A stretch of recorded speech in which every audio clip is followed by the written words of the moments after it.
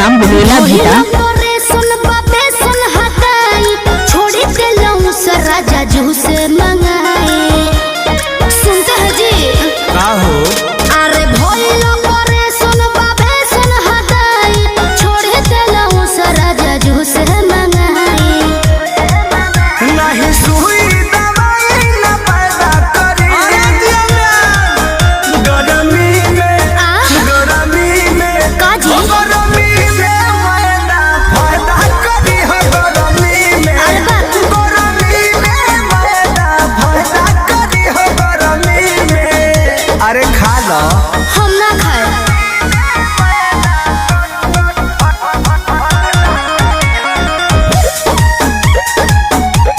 DJ Vimlesh Bihari gram बुलेला भीता। Doctor से हमरा तो माना बा बिछुआ तो खाए के खाना बा अरे इहो बिछुए ह खा जा।